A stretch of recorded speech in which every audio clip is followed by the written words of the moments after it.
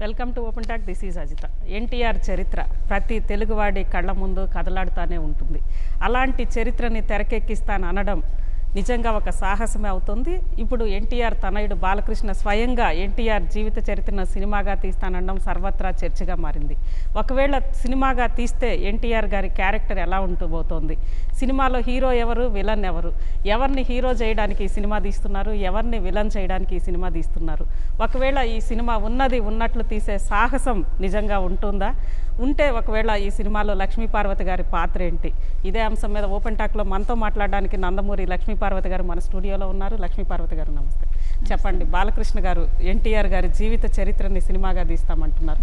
ఒక రకంగా మీరు జీవిత చరిత్రని రాశారు కూడా, రాశారు, రాస్తున్నారు అనుకుంటారు. లేదు, ఎప్పుడో అయిపోయింది, 2002లోనే అయిపోయింది. మరి ఆ సినిమా ఎలా ఉండబోతోంది అంటారు? మీరు రాసిన చరిత్రలాగే ఉంటుంది ఆ సినిమా? ఇప్పుడు జీవిత చరిత్ర అనేది నాకంటే అథారిటీ ఎవరు లేరు నాకు తెలిసి. ఫస్ట్ పార్ట్ ఎదురులేని మనిషి రాశాను నేను. అది ఎన్టీఆర్ గారు ఉన్నప్పుడే అది సీరియల్గా రావటం మొదలుపెట్టింది, సుప్రభాతం. అందువల్ల అది ఒక అథారిటీ. ఎన్టీఆర్ గారు ఏం చెప్పారో నేను అదే రాశాను కనుక అంతకంటే ఇంక వేరే పుస్తకమే ఉండదు దాని కంపారిజన్. రెండో పుస్తకం ఏమో తెలుగు తేజం, దానికి నేను ప్రత్యక్ష సాక్షిని. ఇది గమ్మత్తు ఏంటంటే అందువల్ల జరిగిన సంఘటనలన్నిటికీ కూడా ఎదురుగా నేను ఉన్నాను కనుక అవంతా ఆయన చెప్పిన సంఘటనలను కూడా తీసుకొని మీరు ఆయన చెప్పిన సంఘటనలు ఫస్ట్ పార్ట్ అనుకో. సెకండ్ పార్ట్ రాసేటప్పటికి ఆయన లేరు, లేకపోయినా జరిగిన సంఘటనలు, ఆయన చివరి రోజుల్లో ఆయన పడ్డ బాధ ఇదంతా, మరి ఆయన భారీగా నేను కూడా ఆ బాధలో నేను ఉన్నాను కదా, నా మీదే కదా వాళ్ళు నిందలేసి మరి ఆ మహానుభావుని దించేశారు. ఎక్కడ చూడలే చరిత్రలో. పార్టీలో సహజంగానే ఎన్నో రకాలు ఉంటాయి, ప్రాబ్లమ్స్ లేవా, రకరకాలైనటువంటివి ఉంటాయి, భేదాభిప్రాయాలు ఉంటాయి. ఏమున్నా కూడా ఒక నాయకుడిని, ఒక ముఖ్యమంత్రిని దించేసేటువంటి ఘట్టం మాత్రం ఇక్కడే చూస్తా ఉన్నాం. అది వేరే పార్టీ వాళ్ళు, కాంగ్రెస్ పార్టీ దింపింది ఆ టైంలో 84లో ఎన్టీఆర్ గారిని, నాదెండ్ల గారిని అడ్డం పెట్టి. ఆ టైంలో మొత్తం రాష్ట్రం అంతా కూడా ఉవ్వెత్తున లేచింది ఆయనకి సపోర్టుగా. కానీ ఇప్పుడు ఇంట్లో అవటంతో, సొంత అల్లుడు సొంత పిల్లలు అవటంతో ప్రజలు కన్ఫ్యూజన్లో, అసలు ఏం జరుగుతుందో అర్థం కాకుండా మీడియా అంతా ఆమె వల్లే అని చెప్పి ఈ విధమైన కుట్ర, దానికి అతను చెయ్యి కలపటం ఉంది. ఎవరైనా చేస్తారా ఇది? నీకెంత పార్టీని రక్షించడం ఏంటి? ఇది ఒక మాట అంటారు తెలుగుదేశం వాళ్ళు, పార్టీని రక్షించడం ఏంటి? పార్టీ ఏమి నష్టపోతే రక్షించారు? గవర్నమెంట్ని తీసుకొచ్చింది ఎవరు? మీరా? ఎన్టీఆర్ గారు నేను ఇద్దరం కలిసేగా వెళ్ళాము పర్యటనకి. మీరు ఎవరైనా వచ్చారా మాతో పాటు క్యాంపెయిన్కి? రాలేదుగా. మేమిద్దరం మా పెళ్లి తర్వాత అసలు ఈ ప్రజలే యాక్సెప్ట్ చేయరని మీరే దుష్ప్రచారం చేశారు. తర్వాత తెలుగుదేశం గెలవదని చెప్పి ఈనాడుతో సహా సర్వేలు ఇచ్చాయి. మరి కాంగ్రెస్ పార్టీ మళ్ళీ గెలుస్తుందని వాళ్ళు పండగ చేసుకున్నారు. అట్లాంటి పరిస్థితుల్లో ఎంత అనారోగ్యంలో మళ్ళీ పాపం అప్పుడే కోలుకొని పెరాలిటిక్ స్ట్రోక్ అంటే మొత్తం నరాల వ్యవస్థే కుప్పగూలిపోతుంది. అట్లాంటి పరిస్థితిలో ఆయన నన్ను పెళ్లి చేసుకుంటే నేను ఆయన్ని ఎంత ఒక తల్లిలా అయ్యాను, ఒక దాసిని అయ్యాను, ఒక నర్సుని అయ్యాను, ఒక డాక్టర్ని అయ్యాను, ఇన్ని విధాలు, ఒక నెచ్చెలిని అయ్యాను, ఒక భార్యని అయ్యాను. ఇన్ని పాత్రలతో ఆయన హిందూ సాంప్రదాయంలో భార్యకి చెప్పిన అర్థాలన్నీ కూడా స్త్రీకి చెప్పిన, అంతే కదా. క్షమయా ధరిత్రి, రూపేచ లక్ష్మి, తర్వాత భోజేషు మాత సైనేషు రంభ అనే ఉంది కదా. అందువలన అన్ని పాత్రలు నేనే. ఎందుకంటే మీకు జబ్బు చేసినప్పుడు ఎన్టీఆర్ గారి ఫోటో చూడండి, తర్వాత 6 నెలల తర్వాత ఆయన ఎలా పుంజుకున్నారో చూస్తే తెలిసిపోతుంది కదా. అందుకనే ఆయనకు ఒక విశ్వాసం తన భార్య మీద. తను నా ఆలోచనలకు అనుగుణంగా నాతోనే తను ఉంది. పోనీ నేను అధికారం కోసం వచ్చాను ప్రచారం చేశారు. ఏ ఒక్కరోజే నేను పార్టీలో కనీసం చిన్న పోస్ట్ అయినా నేను తీసుకున్నాను. 82లో పార్టీ పెట్టినప్పుడే నేను జనరల్ సెక్రటరీని, మహిళా వింగ్, గుంటూరు జిల్లా. నేను పార్టీ, ఆయన నాకు అసలు ఎవరో తెలియనప్పుడు ఆయనకి నేను ఆ పార్టీలో నేను పనిచేశాను. నాకు విపరీతమైన అభిమానంతో తెలుగుదేశం పార్టీ, మేము కమ్యూనిస్టులం బేసికల్గా. మా ఫాదరు ఉద్యమంలో కూడా పనిచేశారు, కమ్యూనిస్టు ఉద్యమంలో. అయినా కూడా ఆ ఇంట్లో నుంచి మొట్టమొదటిసారిగా నేను మరి ఎన్టీఆర్ గారు తెలుగుదేశం పార్టీ పెట్టినప్పుడు 82లో తెనాల్లో మొట్టమొదటి సభ్యత్వం తీసుకున్నాను నేను మహిళల్లో. అట్లా ఎంత వర్క్ చేశామంటే మేము ఆ తర్వాత ఎన్టీఆర్ గారు పదవీచ్యుతుడైనప్పుడు మొత్తం గుంటూరు జిల్లా అంతా కూడా మహిళా దళం, నేను ఉపన్యాసాలు, వాళ్ళు పాటలు, చిలకలూరిపేట వాళ్ళు ఉన్నారు, పేరు ఇప్పుడు గుర్తులేదు, మాణిక్యం అనుకుంటా. ఇట్లా అందరం కలిసి ఎంత మళ్ళీ ఆయన పదవి ఎక్కిందాక ఇళ్ళకు కూడా పోలేదు, అంత పని చేశాను పార్టీ కోసం. కానీ ఎన్టీఆర్ భార్య అయినాక నేనేమి పదవే తీసుకోలేదు. ఒక్క పదవి తీసుకోకపోయినా రోజు వీళ్ళ అనుకూల పత్రికల్లో అదిగో రేపు ఆమెకి జనరల్ సెక్రటరీ పదవి ఇస్తున్నారు. ఇట్లా ఒక కుట్ర అనేది ముందు నుంచే ప్రారంభమైపోయింది. ఎంత స్పష్టంగా తెలుస్తూ ఉందంటే ఇదంతా నా మాటలు కాదు, ఎన్టీఆర్ గారి మాటల్లోనే వినొచ్చు. ఏమేం జరిగిందంతా ఆయనే చెప్పారు. అట్లా చేసి ఈరోజు తన కొడుక్కి మరి తీసుకొచ్చారు. ఆయన మొత్తం వ్యవహారాలన్నీ కూడా లోకేష్ బాబే. మరి మినిస్టర్కి పిఎస్ పెట్టాలన్నా లోకేష్ బాబే, ఓ పోస్ట్ క్లర్క్ ఇవ్వాలన్నా లోకేష్ బాబే, ఓ కాంట్రాక్ట్ ఇవ్వాలంటే పోలవరాన్ని లోకేష్ బాబే. మరి రాజ్యాంగేతర శక్తి నేనా అతనా? నేను ఏనాడైనా సరే ఒక్క అధికారికమైనటువంటి వ్యవహారంలో నేను తలదూర్చానా? వీళ్ళ 9 ఏళ్ల గవర్నమెంట్లో ఒక్కసారి నిరూపించగలిగారా? కానీ ఇంత కుట్ర నేను పడకపోతే పాత్ర అలానే అంటే వాళ్ళు ఆ రోజు ఏదైతే ఆరోపించారో అదే ఎస్టాబ్లిష్ చేస్తారని మీరు అనుకుంటున్నారా? సినిమాకు వచ్చేసరికి నేను అనుకోను, ఎందుకంటే అది చాలా గొడవ అవుతుంది, అది మామూలు విషయం కాదు. నేను ఎంత ఒక్కదాన్ని అయినప్పటికీ కూడా నా భర్త ఆశయాన్ని నేను కొనసాగిస్తూనే ముందుకు వెళుతున్నాను. నేను వీళ్ళు ఈ పిచ్చివాళ్ళు పిచ్చి మాటలు ఎన్ని మాట్లాడినా కూడా టీడీపీలో ఉన్నవాళ్ళు వాస్తవాలు అనేది వాళ్ళ మనసులకు కూడా తెలుసు.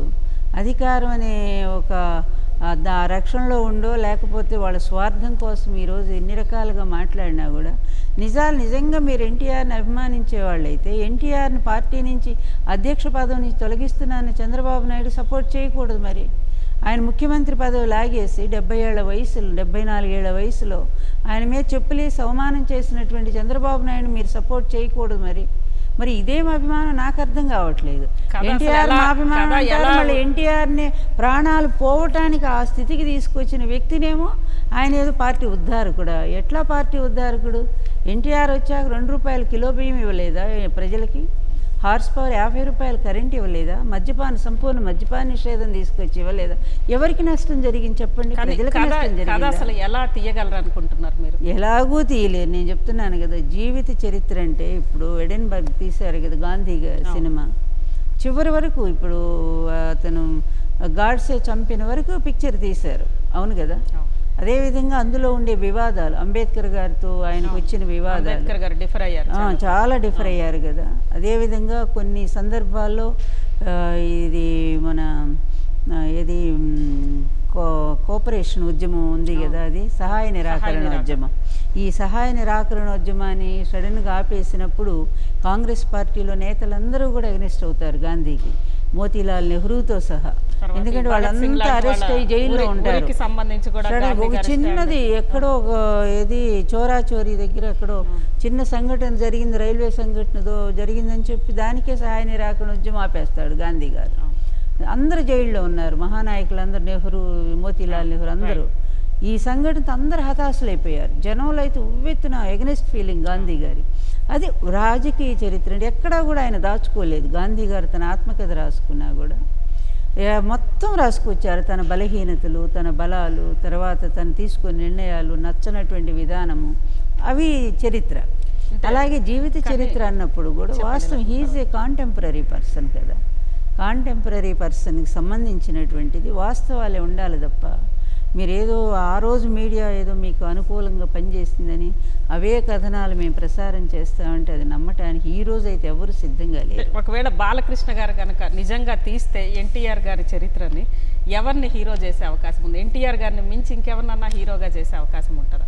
నేను అనుకోవటం ఆ చివరి దాకా వెళ్ళరు, వెళ్ళినా కూడా ఏదో పొలైట్గా అట్లా చూపిస్తారేమో, అట్లా వదిలేస్తారు అనుకుంటున్నా, వివాదాలు జోలి పోకుండా. అంతవరకు పోకపోవచ్చు. లేదు, ఆయన మహానటుడుగా ఆయన సాధించిన విజయాలు చాలా గొప్ప, మామూలు నటుడు కాదు కదా ఆయన. ఈ నిజం చెప్పాలంటే భారతదేశ చిత్రసీమే కాదు, మీకు టాలీవుడ్లో కూడా అట్లాంటి నటుడు లేడు. మీకు ఒక మైథలాజికల్ రోల్స్ వేయాల్సి వస్తే ఈ భూమి మీద పుట్టిన ఒక అపురూపమైన వ్యక్తి ఆయన మైథలాజికల్ రోల్స్కి. అందువల్ల అందులో ముఖ్యంగా భారతీయులు ఆరాధించే కృష్ణుడు, రాముడు, ఇలాంటి పురాణ పురుషులు ఎవరైతే ఉన్నారో వాళ్ళు ఎలా ఉంటారో మనకు తెలియదు. చిత్రాల్లో మనం అంటే బొమ్మల్లో చూడటమే తప్ప ఆ బొమ్మలు కూడా ఒకప్పుడు మీసాలతో ఉండేవి, చాలా గమ్మత్తుగా ఉండేది. రవివర్మ గీసిన చిత్రాలు అందంగా ఉండేవి. బాపు వచ్చిన తర్వాత ఒక అందమైన కృష్ణుని చూసాము.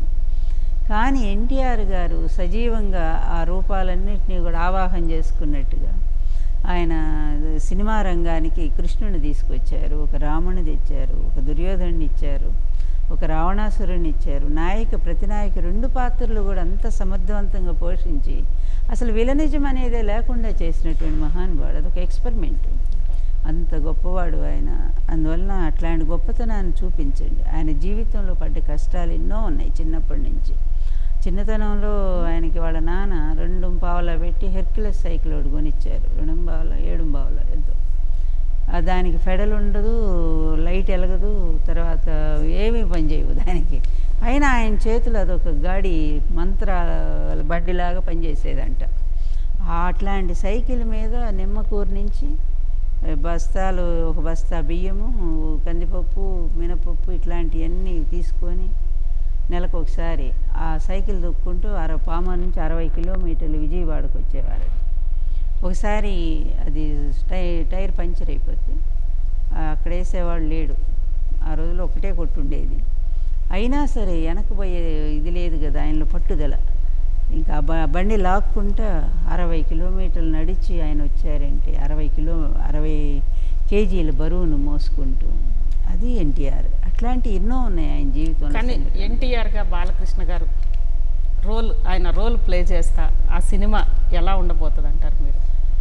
ఇప్పుడు ఒకటి బాలయ్య బాబు యాక్ట్ చేయటం అనేది బాగుండదని నేను అనుకుంటున్నాను. ఎందుకంటే తండ్రి పాత్ర వేయటం అంటే అంత సమంజసం కాదు. తన తల్లినే ఇంకొకళ్ళని ఎవరినో భారీగా పెట్టుకోవాల్సి వస్తుంది, అంతే కదా. బసవ తారకమ్మ పాత్ర ఎంత నటనైనా కూడా ఫస్ట్ వైపు బసవ తారకమ్మే కదా. మరి ఆ పాత్రని ఇంకొకరిని తన పక్కన పెట్టుకొని తల్లి పాత్రని ఆ పేరుతో అంటే అది ఎందుకో వినటానికి కూడా బాగలేదు. ఎబ్బెట్టుగా అనిపిస్తుంది. సంస్కృతి అది ఎంత నటన అనుకున్నా కూడా ఎబ్బెట్టుగా అనిపిస్తుంది. అందువల్ల తను పైగానేమో ఆ హైటు, ఆయనకున్న వెయిట్ దానికి చాలా ఆ విగ్రహం కానీ, ఆ గొంతు, ఆ మంచి వాచికాభినయం కానీ, ఆ గాంభీర్యం కానీ, ఇవన్నీ కూడా చాలా కష్టమైనటువంటి విషయం. అందువల్ల అంటే ఇందులో దశల వారీగా ఉంది. మరి ఎన్టీఆర్ యువకుడుగా ఉన్నప్పుడు ఒక దశ, మరి చిన్నపిల్లాడప్పుడు ఒక దశ, మరి 3-4 వేస్తారు. మనకేం తెలియదు, ఐడియా లేదు కనుక దాని గురించి నేనేమి వివాదాలకు నేను పోవట్లేదు. కానీ బట్ వివాదమైన అంశాలని ధైర్యంగా చూపించగలిగితే గ్రేట్. ఎన్టీఆర్ గారి ఎట్లా చేస్తారు? ఆయన చేయలేడు, ఎప్పటికీ చేయలేడు. ఎందుకంటే తండ్రి లాంటి నటన వచ్చిందేమో తెలియదు కానీ తండ్రి ధైర్యం మాత్రం వీళ్ళకి ఎవరికి రాలేదని నేను చెప్పగలను. నేను అసలు ఆ ధైర్యమే వీళ్ళకి లేదు. ఉంటే ఆ రోజు తండ్రికి వాళ్ళు సపోర్ట్గా నిలబడి ఉండేవాళ్ళు, వైస్రాయ్ హోటల్కి పోయి ఉండేవాళ్లే కాదు. ఏం జరిగిందో వాళ్ళందరికీ తెలుసు. కావాలని తండ్రి అధికారాన్ని లాగటం కోసమే వాళ్ళు చేస్తున్న కుట్రకి వీళ్ళు కూడా సపోర్ట్ ఇవ్వటం అనేది ఇంతకంటే దురదృష్టం ప్రపంచంలో లేదు. నేనన్న మాటలు కాదు. ఒక కర్ణాటకలో బార్ కౌన్సిల్ వాళ్ళు అన్నారు, తర్వాత ఢిల్లీలో అన్నారు, అలాగే కొంతమంది పొలిటీషియన్స్ కూడా ఇట్లాంటి దురదృష్టకరమైన సంఘటన ఎన్టీఆర్ జరిగింది, ఇంకెప్పుడు జరగకూడదు ఎవరికని చెప్పని అన్నారు. ఇట్లా ఈ ప్రతిఘటన వస్తుందనే ఇంక వీళ్ళంతా ఇష్టం వచ్చినట్టుగా మీడియాను పెట్టి ఆమె తప్పు, ఆమెదే దోషం. ఏం చేసింది ఆమె ఏం తప్పు చేసింది? కానీ మీ పదవులకి ఏమన్నా అడ్డం వచ్చానా? 1-2 పదవులు నువ్వు తీసుకున్నావు, ఫైనాన్స్, రెవెన్యూ తీసుకున్నావు కదా. ఎక్కడైనా నీ పదవికి నేను అడ్డం వచ్చానా? లేకపోతే నీ మిగిలిన ఎవరిని పదవులకు నేను అడ్డం వచ్చానా? నేను తీసుకున్నానా? లేకపోతే ఈరోజు శశికళలాగా నేను సీఎం కావాలని నేను చెప్పాను. కానీ లక్ష్మీపార్వతి గారు ఈ సినిమా పట్ల ఒకవేళ తీస్తే అందరికీ ఉన్న సందేహం ఏంటంటే, మీరు వచ్చే వరకు ఎన్టీఆర్ గారికి సంబంధించి ఎలాంటి వివాదం ఎవరికి కూడా లేదు, ఆ కుటుంబ సభ్యులకి లేదు, ప్రజలకి ఏం సందేహాలు లేవు. మీరు వచ్చినాక ఆయన అధికారంలోకి వచ్చారు 94లో, మళ్ళీ వచ్చిన తర్వాత ముఖ్యమంత్రి అధికారం నుంచి కూడా ఆయన కోల్పోయారు. దానికి సాకుగా మిమ్మల్ని చూపారు, అంతే కదా. ఒకవేళ ఎన్టీఆర్ గారి కుటుంబ సభ్యులందరూ కూడా చంద్రబాబు గారి వైపు ఉన్నారు, ఎన్టీఆర్ గారు మిమ్మల్ని సపోర్ట్ చేశారు. ఆ సందర్భంలో మిమ్మల్ని బూచిగా చూపినప్పుడు మీకు సపోర్ట్ చేసిన ఎన్టీఆర్ గారిని విలన్ అంటారా? లేకపోతే ఆయన హీరోగా చూస్తే మీ రోల్ ఎలా ఉండబోతోంది, అధికారంలోంచి పక్కకి తప్పించిన వాళ్ళ రోల్ ఎలా ఉండబోతోంది అంటారు? కరెక్ట్ అజిత, చాలా బాగా అడిగావు ప్రశ్న, చాలా బాగుంది ఇది.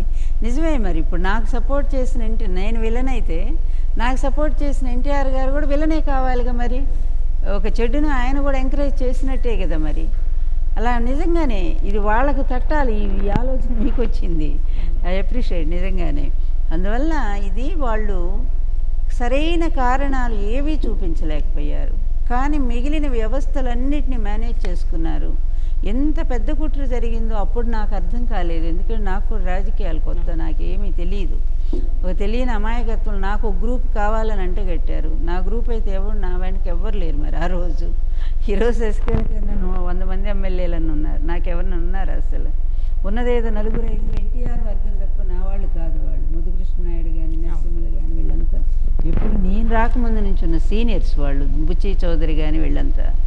అందువల్ల ఇలాంటివి ఎన్ని కుట్రలు వాళ్ళు ఆ రోజు చుట్టారంటే, మెయిన్ ఏంటంటే బాణం ఎన్టీఆర్కి, కానీ దానికి ములుకును మాత్రం నన్ను పెట్టారనమాట, చూపించడం. అట్లా చూపించి వాళ్ళు ప్రయోగం చేశారు. అక్కడ జరిగిన దుర్మార్గం ఏంటంటే అది నిరూపించాలని ఇన్నేళ్ళ నా పోరాటం తప్ప, నేను అధికారం కోసం అంటే ఎప్పుడూ నాకు అవకాశం ఇస్తాను, జనతాదళకి వెళ్ళి ఉండేదాన్ని, రాజ్యసభ ఇస్తా అన్నారు.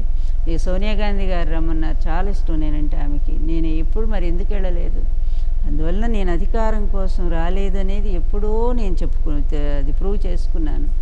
నా అంతటి నేను ఏ సపోర్టు లేకుండా పాతపట్నం నుంచి ఎమ్మెల్యే గెలిచి వచ్చాను. మీ గవర్నమెంట్లో నేను గెలిచి వచ్చాను. నేను అట్లా వచ్చి నేను మళ్ళీ నిలబడ్డాను. తర్వాత నా సాహిత్యంతో నేను నిలబడ్డాను, నా మంచితనంతో నేను మళ్ళీ తిరిగి మీరు చేసిన దుర్మార్గమని ప్రజలకి అర్థమయ్యేలాగా చేసుకుంటున్నాను తప్ప నాకు ఏ విధమైనటువంటి. మొన్న ఒక ఆయన అంటాడు టీవీ 9లో అంటాడు, నేనంటే చీరలు నగల కోసం అంటే పదవులు అమ్మేశానంటే. అసలు నా వినటానికి కూడా చాలా అసభ్యంగా అనిపిస్తూ ఉంది అవి ఇట్లాంటి మాటలు. అవి ఒక తెలుగుదేశం వాళ్ళే చీపుగా అలా మాట్లాడగలరు.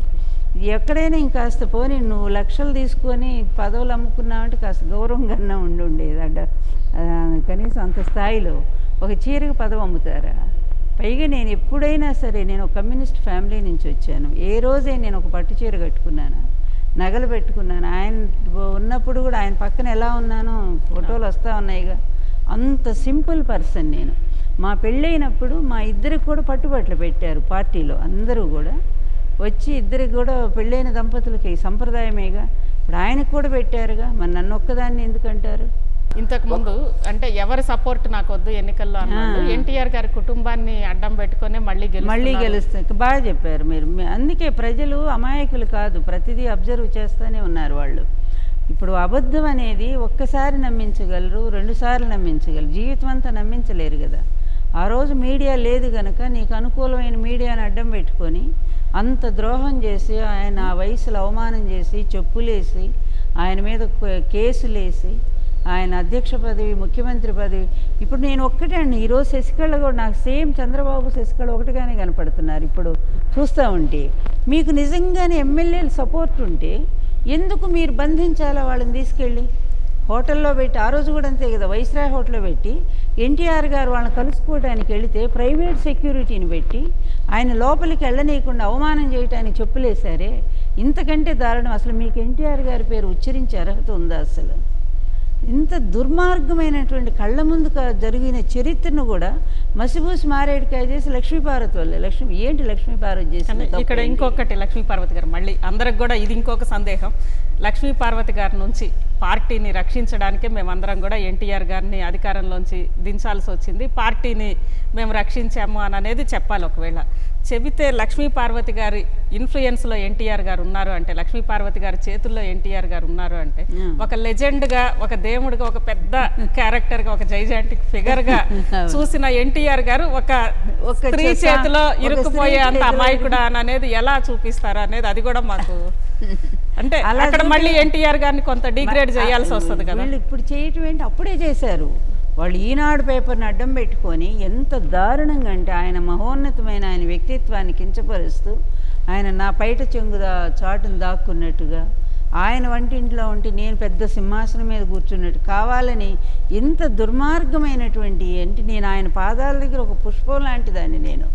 ఆయన నా అదృష్టం భగవంతుడు నాకు ఇచ్చాడని ఎప్పుడు ఆయన ఒక దేవుడుగానే కొలిచాను తప్ప ఇట్లాంటి విపరీతమైనటువంటి కార్టూన్లు వేసి ఆయన ఎంత కించపరిచారంటే నిజంగా కొడుకులైతే ఆ రోజే బాధపడాలి, ఏమిటి ఈ దుర్మార్గం, ఎందుకు మా నాన్న మీద ఇలా చేస్తున్నారని. కానీ అది బాధపడలేదు కనీసం. మరి చివరికి ఆయన కష్టపడి ఆ వయసులో పెరాలటిక్ స్ట్రోక్ వచ్చి కూడా మరి 6 నెలల్లో కొంచెం కోలుకొని ఎలక్షన్లు వస్తే నా భార్యని వెంట పెట్టుకొని ఒక డాక్టర్ని వెంట పెట్టుకొని రాష్ట్రమంతా పర్యటించి 258 సీట్లు మిత్రపక్షాలతో సహా సాధించుకున్నారే. అందులో మీదేమన్నా ఉందా చెప్పండి? మీ కొడుకులున్నారా, ఈయన కొడుకులున్నారా, అల్లుళ్ళు ఉన్నారా? కేవలం భార్యగా వెంటుంది ఆ రోజు. మరి అంత అపూర్వ విజయం మేము సాధించుకుని మా ఇష్టం, అది నిజానికి అధికారం. మేము అసలు మీకు ఇవ్వాలని ఏముంది? ఏ సామాన్యుడిని తీసుకొచ్చి ఇవ్వచ్చు, లేదా నాకే ఇవ్వచ్చు. ఆయన డీసీఎం ఇచ్చినా ఎవరైనా కాదని అంటారా? మీరెవరు అడగటానికి? ఎందుకంటే అధికారం మేము సాధించుకున్నాం. అయినా కూడా కట్టుబడి మొత్తము మీకు 2 పదవులు నువ్వు తీసుకున్నావే, రెవెన్యూ, ఫైనాన్స్. ఆ 2 పదవులు అడ్డం పెట్టుకునేగా ఎమ్మెల్యేలందరినీ గుప్పిట్లో పెట్టుకోగలిగావు. ఇంత దుర్మార్గాన్ని శ్రీకారం చుట్టినటువంటి నీ చరిత్ర బయటికి రావాలనే నేను పోరాటం చేస్తూ ఉన్నాను. నిరంతరం నా పోరాటం ఒక్కటే, నేను తప్పు, నా తప్పు ఏమీ లేదు. నా భర్తే స్వయంగా చెప్పాడు, లక్ష్మిని అడ్డం పెట్టి నన్ను కొట్టారు, నా పదవిని లాగేశారు, ఏదైనా ఉంటే పార్టీ మీటింగ్లో చెప్పాలి, అంతే కదా. టీడీఎల్పీ మీటింగ్ పెట్టేసి ఎమ్మెల్యేలందరూ కూడా ఈ వల్ల మాకు ఇబ్బంది వస్తుందని చెప్పుంటే నిజంగా నా తప్పుంటే ఎన్టీఆర్ గారు నన్ను అక్కడే శిక్ష చేసి ఉండేవారు. ఆయన అదే అన్నారు, నా భార్య తప్పుంటే ఒక్కడి సొంత మనుషుల్ని కూడా తప్పు చేస్తే అస్సలు తప్పు చేస్తే ఊరుకోని మనిషి ఆయన. ఆయన ఏంటో అందరికీ తెలుసు, అంత కఠినంగా ఉండేటువంటి మనిషి. ఆయన ఒక్కటే అడిగారు, నా భార్య ఏం తప్పు చేసిందో చెప్పండి. ఎందుకు జయప్రకాష్ నారాయణ గారు ఉన్నారుగా ఇప్పుడు మాకు, అప్పుడు ఆయన ప్రభుత్వ సెక్రటరీ, ఎన్టీఆర్ గారి పర్సనల్ సెక్రటరీగా ఉన్నారు కదా. ఆయనకు కూడా ఎన్ని అబద్ధాలు చెప్తే తర్వాత ఆయన కూడా వచ్చి ఎన్టీఆర్ గారి దగ్గర మేడం గారి మీద ఇన్ని అబద్ధాలు చెప్తే నేను కూడా నమ్మానండి, తీరా నేను ఎంక్వైరీ చేస్తే పాపం ఆమెకు అసలు ఏ సంబంధం లేదని నాకు తెలిసిందని చెప్పి ఆయన చెప్పారు. ఇవన్నీ తెలిసి ఆయన ఒక్కటే అన్నారు ఎన్టీఆర్ గారు, నా భార్య నా అడుగుజాడల్లో నడుస్తుంది తప్ప ఆమె తప్పు చేయదు ఏనాడు కూడా. నాకు తెలియకుండా ఆమె ఏమన్నా చేసిందా చెప్పండి, అంతే కదా. భర్తకు తెలియకుండా భార్య ఏమి చేసినా కూడా అది ద్రోహమే అవుతుంది, తప్పే అవుతుంది. అట్లా నా భార్య నాకు తెలియకుండా ఏమైనా డబ్బు తీసుకుందా, నగలు తీసుకుందా, చీరలు తీసుకుందా, లేకపోతే ఇంకేమైనా తీసుకుందా, ఏం తీసుకుందని ఆమె మీద నిందలేస్తున్నారో చెప్పమని ఎన్నిసార్లు అడిగారు ఎన్టీఆర్ గారు. ఇంతకంటే నాకేం. పార్వతి గారు, అంటే మీరేమనుకోవద్దంటే ఈరోజు శశికళ క్యారెక్టరే చంద్రబాబు గారు అని చెప్పి అంటున్నారు, కానీ ఇటు కౌంటర్గా కొత్త ప్రచారం కూడా స్టార్ట్ అయింది. ఈరోజు శశికళ పోషించిన క్యారెక్టరే ఆ రోజు లక్ష్మీపార్వతి గారు పోషించారు, అందుకే మేము పార్టీని కాపాడుకోవడానికి ఇలా చేశామని అనేది సోషల్ మీడియాలో వస్తూ ఉంది. దీన్ని వాళ్ళు టీడీపీ వాళ్ళు అసలు అలా అయితే మరి ఆమె శుభ్రంగా మెజారిటీ ఎమ్మెల్యేలు ఆమెకే ఉన్నారు చంద్రబాబుకు ఉన్నట్టు, మరి నాకెవరు లేరుగా. ఒక్క ఎమ్మెల్యే అసలు తిరగేసి మాట్లాడితే ఎట్లా? ఈ దారుణం. నిన్నటిదాకా ఆమెను సపోర్ట్ చేశారు వాళ్ళు, మళ్ళీ ఈరోజు కావాలని మాట్లాడుతూ ఉన్నారు. సపోర్ట్ చేశారంట. మొన్నటిదాకా చేశారు, మొన్న చేశారు, మళ్ళీ తిరగేశారు. ఎందుకంటే ఇప్పుడు అంతమంది ఎమ్మెల్యేలు క్యాంపు ఎవరు పెట్టారు? శశికళే కదా. మరి ఆ రోజు ఎవరు పెట్టారు ఎమ్మెల్యేలతో క్యాంపు? చంద్రబాబే కదా. నేను పెట్టానా? నాకు అసలు ఏమన్నా అధికారానికి సంబంధం ఉందా? ఆ రోజు నన్ను దించింది పదవి, ఎన్టీఆర్ గారిని దించారు మీరు. అందువల్ల ఇట్లాంటివన్నీ కూడా అదే మళ్ళా ఈ విధంగానే ఒక చెడును ప్రోత్సహించుకుంటూ చేసిన తప్పుల్నే చేస్తా మళ్ళీ దాన్ని సమర్థించుకుంటూ పోతే ఇంతకంటే దురదృష్టం ఇంకొకటి లేదు. కానీ సమాజం ఎప్పుడు దాన్ని గమనిస్తూనే ఉంటుంది. మనం ఏదో అబద్ధాలు ప్రచారం చేస్తుంది కాదు. ఈరోజు శశికళ పాత్ర చంద్రబాబు నాయుడు ఆ రోజు, ఈరోజు ఆవిడ క్యాంపు పెట్టింది. చంద్రబాబు ఆ రోజు వైస్రాయ్ హోటల్ క్యాంపు పెట్టాడు. మెజారిటీ ఎమ్మెల్యేలు నాకున్నారని ఆ రోజు చంద్రబాబు గవర్నర్ని కలిశాడు. ఈరోజు మెజారిటీ ఎమ్మెల్యేలు నాకున్నారని శశికళ గవర్నర్ని కలిసింది. ఇక్కడ ఈ నా పాత్ర శశికళ ఎవరో చెప్పమనండి కాస్త. ఇంత స్పష్టంగా తెలుస్తుంటే నేనేమైనా క్యాంపు పెట్టానా? ఒక ఎమ్మెల్యే నా దగ్గరికి ఏమైనా ఉన్నాడా? నా దగ్గర వచ్చి నిలబడ్డా? నేను అసలు ఏమైనా ఆ విషయంలో నేను కలగజేసుకున్నానా? అసలు నేను ఎట్లా అవుతాను చెప్పండి. మొత్తం మీద ఇప్పుడు మనం ఇప్పటిదాకా లేవనెత్తిన అనేక సందేహాలు, ప్రజలు కానీ వీళ్ళందరూ లేవనెత్తిన సందేహాలు చూస్తే సినిమా అనేది ఉన్నది ఉన్నట్లు తీయడం అనేది అసాధ్యం అనేది కనిపిస్తూ ఉంది. అంటే జీవిత చరిత్ర ఎందుకు ఇప్పుడు మరి ఎలా తీస్తారా? బయోపిక్ అని ఎందుకు దాని పేరు పెట్టడం? చక్కగా ఫిక్షన్ అని పెట్టుకోండి సరిపోతుంది. ఎన్టీఆర్ జీవితమే తీస్తున్నాము, బట్ కొంత కల్పనతో చేయాల్సి వస్తుంది. కానీ కల్పించినా కానీ ఎన్టీఆర్ గారిని విలన్ చేసే అవకాశం ఉంటుంది కదా సగం నుంచి. మరి చెయ్యాలి, వాళ్ళ లెక్క ప్రకారం అయితే, వాళ్ళని సమర్థించుకునే దాని ప్రకారం అయితే చెయ్యాలి. హీరో విలన్ గా టర్న్ అయినట్టుగా తీయాల్సి వస్తుంది. ఎన్టీఆర్ గారి మీద కేసు కూడా వేశారుగా వాళ్ళు కోర్టులో. మాకు పట్టలేదు, ఆయన మాకు నచ్చట్లేదు ఆయన అని చెప్పి. మరి నచ్చని నాయకుడు మీకు విలనేగా, మీకు హీరో ఎట్లా అవుతాడు ఆయన మళ్ళా? అందువల్ల ఎవరికి వాళ్ళు ఒక స్వార్థ రాజకీయం కనపట్ల. ఎప్పటికప్పుడు ఎన్టీఆర్ను వద్దని ఆయన బతికుండగానే పార్టీ నుంచి సస్పెండ్ చేశారు మీరే. మీ బసంత్ హోటల్లోనే అక్కడ పెట్టుకొని మీటింగ్ పెట్టుకొని అధ్యక్ష పదవి నుంచి తొలగిస్తున్నాము. ఇదెవరు అక్షరాల చంద్రబాబు నాయుడు చేసిందే. ముఖ్యమంత్రి పదవి తనే తీసుకున్నాడు, పార్టీ అధ్యక్ష పదవి తనే తీసుకున్నాడు. ఈరోజు శశికళ అలాగే తీసుకుంది, పార్టీ ప్రధాన కార్యదర్శి పదవి తనే ఉంది, సీఎం తనకే కావాలంది. అక్కడే కదా పన్నీర్ సెల్వం. పాపం పన్నీర్ సెల్వం పాత్ర మాది, మంచివాళ్ళం అయ్యి ఉండి కూడా మేము పోరాడాల్సి వచ్చింది ఆ రోజు. ఒకవేళ అయితే కానీ ఆయన బ్రతికుండి సక్సెస్ అయ్యాడు చంద్రబాబు అతని కుయుక్తులతో. అతనిలాగా శశికళ ఇంకా అంత తెలియదో మరి తెలుసో మనకి, ఇంకా రేపో ఎల్లుండి తెలిసిపోతుంది అది కూడా. ఇక్కడ పక్కా శశికళ వ్యవహారం నాకు చంద్రబాబే గుర్తొస్తా ఉన్నాడు. ఒకవేళ ఈ క్యాంపు నిర్వహించడం, ఎమ్మెల్యేలు బయటికి రానియకుండా చేయటం, బ్లాక్ కమాండోస్ని పెట్టడం, ప్రైవేట్ సెక్యూరిటీ, ఇదంతా ఎవరు నడిపారు? చంద్రబాబే గారు. మొత్తం సేమ్ ఇప్పుడు మొత్తం సేమ్ అదే శశికళ నడుపుతా ఉంది. నువ్వు ఆమె గురువు, ఇప్పుడు నీ రాజకీయంగా అనుసరిస్తాను. కానీ ఒకవేళ సినిమా వస్తే లక్ష్మీ పార్వతి గారు ఎలా ఉండబోతుంది?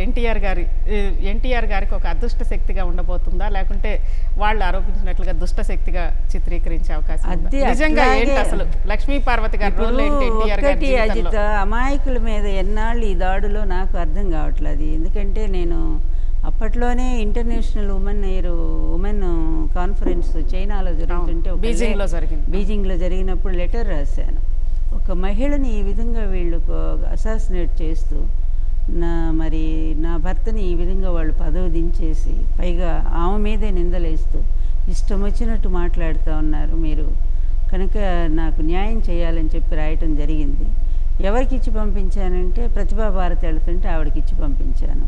ఆవిడ ఆ లెటర్ ఇవ్వలేదని నాకు తెలిసింది. తర్వాత చెప్తున్నా, ఎక్కడెక్కడ ఈ జరిగిన అన్యాయాలు, బ్యాక్ స్టాపింగ్లు, మా పక్కనున్న ప్రతి ఒక్కళ్ళు వాళ్ళ ఏజెంట్ అని మేము తెలుసుకోలేకపోయాము. అమాయకంగా నాకు రాజకీయం తెలియదు, ఎన్టీఆర్ గారికి తెలిసిన స్వచ్ఛమైన మనిషి, ఆయనకు కూడా ఎత్తులు పై ఎత్తులు తెలియదు. అందువల్ల ప్రజాసేవ చేద్దామని ఆయన వచ్చారు, ఆయనకి సేవ చేద్దామని నేను వచ్చాను. మీ ఇద్దరు మీరంతానేమో మా పార్టీ గెలవదని మమ్మల్ని వెలేసినట్టు మీరున్నారు మొదటి నుంచి. అట్లాంటిది మేమిద్దరం కష్టపడి సాధించుకున్నాక మీరు వేళ్ళు పెట్టి అధికారాలన్నీ పంచుకొని మళ్ళీ తప్పు ఆమె మీద వేస్తే ఏమన్నా న్యాయం ఉందా? ఇది చెప్పండి, ఎక్కడ న్యాయం ఇది? కానీ మీరు వచ్చినాకే ఎన్టీఆర్ గారి కుటుంబం చిన్నాభిన్నం అయ్యింది అని చెప్పి అంటుంటారు కదా. నేను వచ్చా చిన్నాభిన్నం అవ్వాల్సిన అవసరం ఏముంది? బ్రహ్మాండంగా అందరూ వచ్చారుగా. మా పెళ్ళైన తర్వాత మాకు అధికారం వచ్చాక కొడుకులు, కోడళ్ళు, మనవలు, మనవరాళ్ళు అన్ని ఫోటోలు ఉన్నాయి కదా. మీ పెళ్ళైనాక చంద్రబాబు గారు, బాలకృష్ణ గారు అందరూ మరి బాలకృష్ణ కొడుకు కన్నప్రాసనకు కూడా మేము వెళ్ళాం కదా ఇంటికి.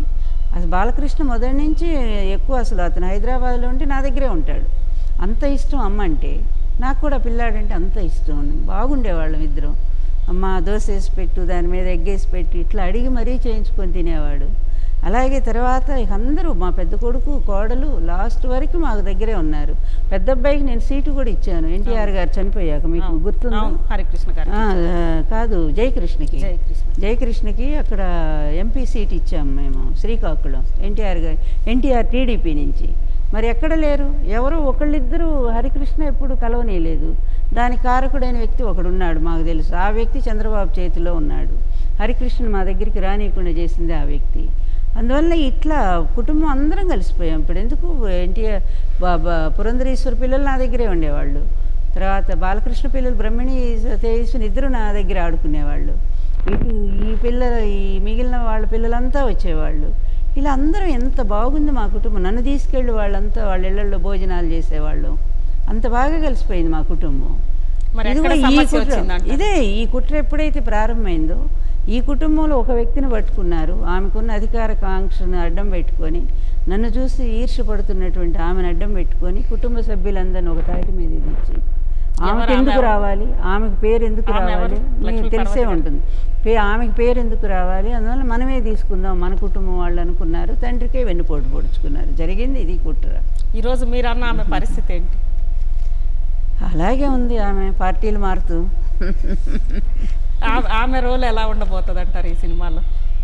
ఏమో మరి వాళ్ళు పట్టలేదు కనుక ఎలా ఉంటుందో మరి మనకేం తెలియదు. అది కూడా కాంట్రవర్సీనే అవుతుంది కదా. అటు దగ్గుబాటి అన్నీ గారు కానీ గాని, దగ్గుబాటి గారు ఎందుకు పురంధరేశ్వరి ఊరుకుంటారు? కానీ వాళ్ళిద్దరి రోల్ కూడా ఎలా చూపిస్తారనేది కూడా ఇప్పుడు ఇప్పుడు పురంధరేశ్వరి గారు మంచి క్యాసెట్ చేశారు కదా సీడీ, ద్రోహం అనేటువంటి ఆత్మగర్జన అనే పేరుతో చాలా మంచి క్యాసెట్ దగ్గుబాటి గారు చేశారు. పుస్తకం కూడా రాశారు. నా పుస్తకం చూసే రాశారు ఆయన చాలా వరకు, కానీ లేదా ఆయన పుస్తకం రాయటం ఏమొచ్చు, చాలా విషయాలు ఆయన ఇచ్చారు పాపం, రిఫరెన్సెస్ అన్నీ కూడా తెలుగు తేజం నుంచి అని ఇచ్చారు. ఆయన కొంచెం నిజాయితీ పరుడే, నేను ఒప్పుకుంటాను. అందులో బెటర్, పుస్తకంలో కూడా వాళ్ళందరిలో బెటర్, కొంతవరకు బాగానే అనిపించింది. ఉన్న వాళ్ళల్లో బెటరు. చెప్పండి. అందువల్ల ఏంటంటే ఇక ఆమె తీశారు ఆత్మగర్జన అనే పేరుతో తండ్రికి ఎలా మోసం జరిగింది, చంద్రబాబు నాయుడు ఎలా ద్రోహం చేశాడు అనే అన్ని అంశాలతో చాలా బాగా సీడీ అప్పట్లో అన్ని టీవీ ఛానల్స్లో కూడా వచ్చింది. నాకు ఆశ్చర్యం ఏంటంటే టీవీ ఛానల్స్ కూడా ఈ విధంగా విలన్ ఎవరని అంటే వాళ్ళన్నది వాళ్ళు చెప్తారు, నేనన్నది నేను వర్షం చెప్తారు. ఎవ్వరు కూడా ఈ ఛానల్స్ ప్రత్యేకంగా వాళ్ళు ఒక ఇండిపెండెంట్గా లాస్ట్లో ఎన్టీఆర్ గారు బాధ ఇలా పడ్డారు కదా అని ఎందుకు అడగరు? నాకు ఆశ్చర్యంగా ఉంటుంది.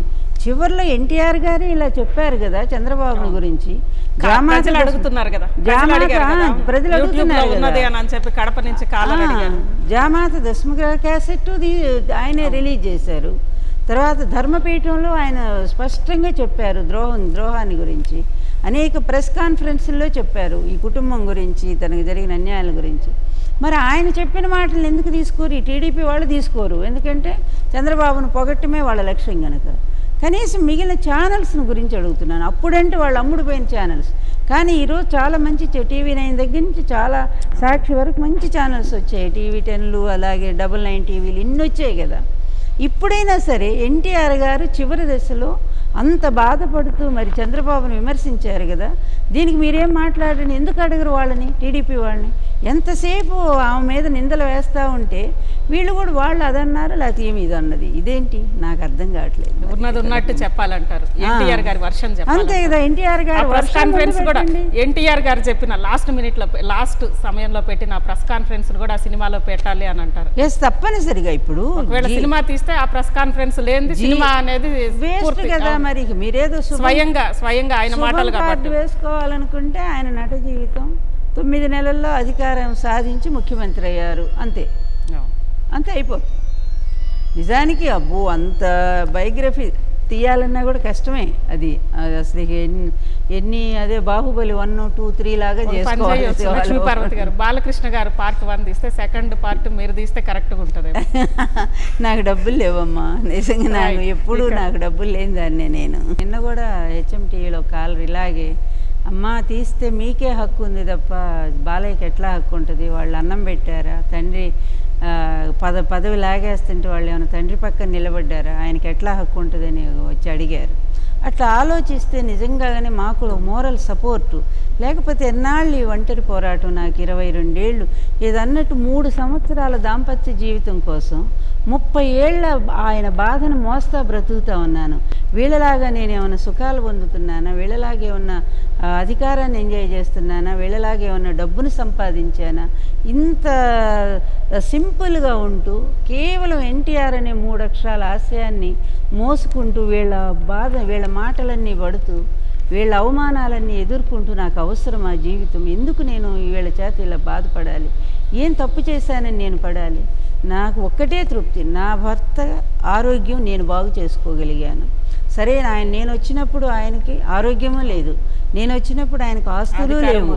ఆస్తులు మొత్తం 82లోని కొడుకులకి ఇచ్చేసి కేవలం ఆయన ఒక్క కుటీరం ఉందంతే, ఇంకే ఆస్తులు లేవు. ఆయనే చెప్పారు బూడిద తప్ప నా దగ్గర ఏమీ లేదని. అదేవిధంగా అధికారము లేదు, ఏమీ లేని పరిస్థితిలో వచ్చి అన్నీ తీసుకొచ్చాను నేను. అదృష్ట దేవత అన్నారు, మీరే సన్మానాలు చేశారు, మీరే పొగిడారు, అయినా నేను పొంగిపోయింది ఏమీ లేదు, నేను అధికారం తీసుకునేది లేదు. 2 సార్లు ఎన్టీఆర్ గారు మినిస్టర్ పదవి ఇస్తాను ఆఫర్ చేసినా కూడా నేను వద్దన్నాను. కుటుంబంలో ఇన్ని అధికార కేంద్రాలు ఉండకూడదని నేనే వద్దన్నదాన్ని. ఇంత త్యాగమూర్తిని మీరు ఒక విలన్లాగా భయంకరంగా చూపిస్తే ఈ కుటుంబం కూడా ఆలోచించాలి. మీ నాన్న అంత ఆదుకున్నాను కదా, మీ తల్లి స్థానంలో వచ్చిందాన్ని నేను. పోనీ మీకు మీ తల్లిగా ఇష్టం లేకపోయినా మా నాన్నకి ఇంత సేవ చేసిన మా పిన్ని అనుకోండి, అమ్మ అనకపోయినా ఆమె కనీసం మేము కొంచెమైనా కృతజ్ఞత ఉండాలని అనుకోవాలి కదా.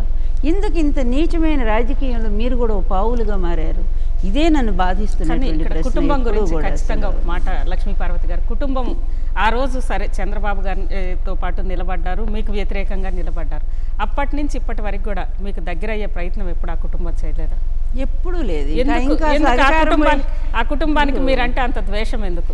ద్వేషం కూడా లేదు, నిజం చెప్పారు. ద్వేషం అయితే అందరు ఎందుకు వచ్చారు మా పవర్ వచ్చినప్పుడు? ద్వేషం కూడా లేదు. వాళ్ళు నా దృష్టిలో ఇప్పటికి అమాయకులే కుటుంబ సభ్యులు.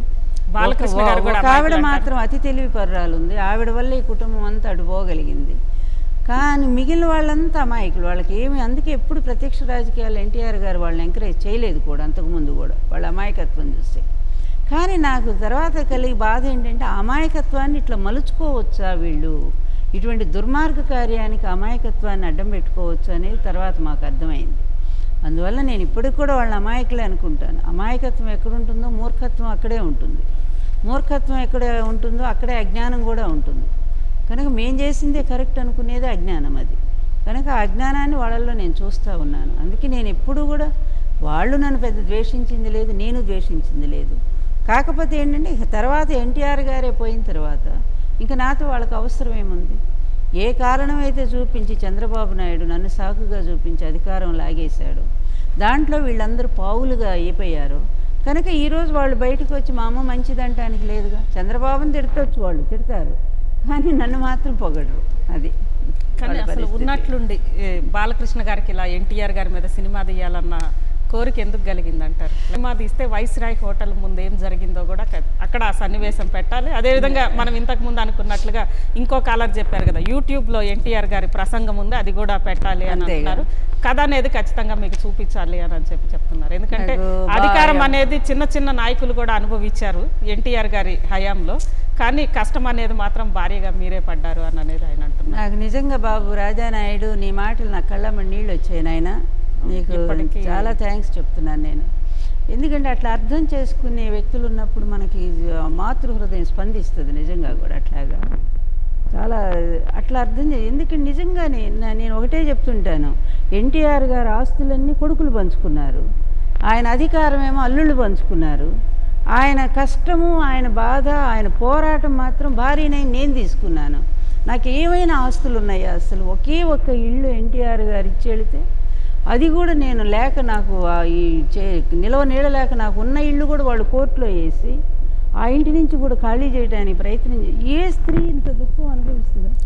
ఇన్ని కష్టాలు పడాలా? కేవలం ఎన్టీఆర్ భార్య అయినందుకు ఇన్ని బాధలు నేను పడాలా? చెప్పండి. హాయిగా నేను లెక్చరర్గా నేను ఉద్యోగం చేసుకుని నా జీవితం నేను గడిపితే బ్రహ్మాండంగా తర్వాత లక్షన్నర 2 లక్షల దాకా శాలరీస్ పెరిగినాయి. పెన్షన్ కూడా అదే స్థాయిలో లెక్చరర్లకు వచ్చినాయి. నా కొడుకు ఒక్కడు, నేను హాయిగా బ్రతకలేనా? ఎందుకు ఇది నేను వచ్చాను? ఆయన ఒకే ఒక్క మాట, నన్ను పెళ్లి చేసుకుంటావా లక్ష్మి అంటే దానికి ఒప్పుకొని ఉద్యోగాన్ని అన్నిటినీ వదిలి వచ్చేసినందుకు చివరికి మీ కుటుంబం నాకు ఇచ్చింది ఇది నేనేం తప్పు చేశానని మీ తండ్రిని కాపాడాను. ఆ వయసులో పెరాళ్ళు అన్నం కూడా తినలేని పరిస్థితి, బాత్రూమ్కి వెళితే కడుక్కోలేని పరిస్థితి, చెప్పకూడదు కానీ ఇట్లాంటి మాటలన్నీ కూడా. అయినా అన్నీ నేను అయ్యాను, చెప్పాను. నేను నర్సునయ్యాను, తల్లినయ్యాను, తల్లిలాగా తినిపించాను, అన్నం తినిపించాను, చెయ్యి పట్టుకొని నడిపించాను. ఇంత చేసి మళ్ళీ అధికారం తీసుకొచ్చి ఇచ్చాను. ఇంత చేసిన నాకు మీరు ఇచ్చిన నింద ఏమిటంటే నా వల్ల అధికారం పోయిందా? మీ బావ ఏం చేయలేదా? పార్టీ నా వల్ల నష్టపోయిందా? ఏమి నష్టపోయిందో చెప్పండి. బ్రహ్మాండంగా అన్ని పంచాయతీ ఎన్నికలతో సహా జరగనిచ్చారు. ఎందుకంటే వాళ్ళకి చేత కాదు, అవన్నీ మేముండగానే చేయాలి. మున్సిపల్ ఎన్నికలు అయిపోయినాయి, మండల ఎలక్షన్స్ అయిపోయినాయి, పంచాయతీ ఎన్నికలు అయిపోయినాయి. అన్నీ అయిపోయిన వెంటనే అప్పుడు వారం రోజుల్లోనే వైస్రాయ్ హోటల్ భాగవతం పెట్టేసి ఏదైనా అసమ్మతి ఉంటే ఎక్కడైనా సరే ముందు ఒక రాయబారం సమావేశము, ఎమ్మెల్యేల సమావేశం, దానికి ముఖ్యమంత్రిని పిలవటము, ఈ కష్టాలు మాకున్నాయి, మీ భార్య వల్ల మేము నిజంగా ఇబ్బంది పడుతున్నామని ముఖ్యమంత్రికి చెప్పడం ఏమన్నా జరిగిందా? ఎక్కడైనా లేదు. మీకు అసలు ఆ ముఖ్యమంత్రిని దించాలి అనుకుంటే అసెంబ్లీ ఉంది, అసెంబ్లీలో వేదికగా చేసుకొని అక్కడే మీ నిరసన చెప్పేస్తే మేము గవర్నమెంట్ మార్చాలనుకుంటున్నామంటే అది ఓపెన్గా ఉండేది. అలా కాకుండా స్పెషల్ ఫ్లైట్ పెట్టేమో వాడు యనమల రామకృష్ణుడిని పిలిపిస్తారా? ఒక రూమ్లో కూర్చోబెట్టి అతన్ని ఎమ్మెల్యేల గుర్తింపు ఒక రూమ్లో మూల చేస్తారా సీక్రెట్గా? ఫోర్జరీ సంతకాలతో ఎలా అయితే ఈరోజు శశికళ చేస్తూ ఉందో ఫోర్జరీ సంతకాలతోనేమో మొత్తం పంపిస్తారా? ఇంత అన్యాయాలు, ఇంత దుర్మార్గాలు చేసిన మీ బావకేమో మీరు కుటుంబ సభ్యులు మీరు సపోర్ట్ చేసి, మీ తండ్రి ప్రాణాలు 3 సార్లు కాపాడినటువంటి మీ తల్లి లాంటి నేనేమో మీకు శత్రువునయ్యానా? ఏమిటి ఈ దురదృష్టం? ఎట్లాంటి అజ్ఞానంలో మీరున్నారు? ఎటువంటి వేదంలో నేను మిగిలాను? ఏమైనా నాకు ఆస్తులు ఉన్నాయా? చివరికి ఎంత నీచానికి దిగజారంటే, నేను 14 ఏళ్ళు నా భర్త నాకు ఇచ్చిన ఆస్తి ఎప్పుడు 13 ఏళ్ల క్రితం అమ్ముకున్న ఆస్తి మీద ఈరోజు కేసేస్తారు మళ్ళీ. ఇంతకంటే నీచం ఉందా అసలు? లక్ష్మీ పార్వతి గారు, ఇక్కడ అంటే ఒక్కటి అడగాలనిపిస్తుంది. కాలర్స్ అందరూ ఉన్నాక 3 ఏళ్ల దాంపత్యం ఇప్పటికి కూడా శోకాన్ని మోస్తున్నామని చెప్పి మీరు అంటున్నారు. ఎలా అనిపిస్తుంటుంది? అంటే దాదాపు 30 ఏళ్ల శోకం అని అనుకోవచ్చా? నిజంగా అజిత, నేను ఒక కమ్యూనిస్ట్ ఫ్యామిలీలో పుట్టాను కనుక నాకు ఒక ధైర్యం సహజంగానే వచ్చింది. కష్టాలు అనేది నాకు తోడబుట్టు. నా చిన్నప్పటి నుంచి కష్టాలు, మా నాన్న నా 10వ ఏడు వచ్చేసరికి మా ఆస్తులన్నీ మా నాన్న పార్టీకే పెట్టేశాడు, ఉద్యమానికి. వాళ్ళు ఎంత త్యాగమూర్తులంటే గజం స్థలం కూడా వాళ్ళు ఏమి ఉంచుకోలే. మా ఆయన ముఖ్యమంత్రి అయినా కూడా మా నాన్న ఒక్కరోజు కూడా మా ఇంటికి వచ్చి టీ కూడా తాగలేదు. అదే ఇతరుల మామగారులు ఎంత ఉపయోగించుకుంటారు అధికారాన్ని, డబ్బును ఎంత సంపాదిస్తారు. చివరికి నా తల్లిదండ్రులు దిక్కులేక నేను పోషించాల్సి వచ్చింది. నా దగ్గరికే వచ్చారు వాళ్ళు. అంత నీతి నిజాయితీ కలిగిన కుటుంబంలో నేను పుట్టాను అజిత. అందుకనే ముఖ్యమంత్రి భారీగా అయినా నేను ఏ ఒక్కరోజు కూడా పట్టుచీర కూడా నేను కట్టుకోలేదు, నేను నగలు పెట్టుకోలేదు. నా భర్త ఏదైతే మెళ్ళలో నాకు తాళిబొట్టు కట్టాడో తాడు, నల్లబోసులు ఇచ్చారు, గాజులు ఇచ్చారు, పోగులు, అవే చివరి వరకు నేను వేసుకున్నాను తప్ప ఎక్కడైనా నా వేషం మీరు చూడండి. అట్లాంటి నా ఇంత సింపుల్గా బ్రతికి నిరాడంబరంగా ఉండి ఎంతో ఉన్నతమైన భావాలు కలిగినటువంటి నేను సాహిత్యంలో నేను ఎంత దిట్టో అందరికీ తెలుసు. సంస్కృత ఆంధ్ర భాషల్లో నేను చాలా దిట్ట. అది ఎన్నో పుస్తకాలు రాశాను. నాకెంతో మంచి పేరుంది. అట్లాంటి దాన్ని వీళ్ళ దుర్మార్గం కోసం, స్వార్థం కోసం నా మంచితనాన్ని, నా త్యాగాన్ని ఇంత హీనంగా మలిచి నా పాత్రను ఆ రోజు ఎమ్మెల్యేల భార్యల చేత తిట్టిస్తారా? నేను ఏం చేశానని? నా భర్త ఎప్పుడైనా ఒక్క మాట నన్ను లక్ష్మి వల్ల ఇది జరిగిందని మాట అన్నారా?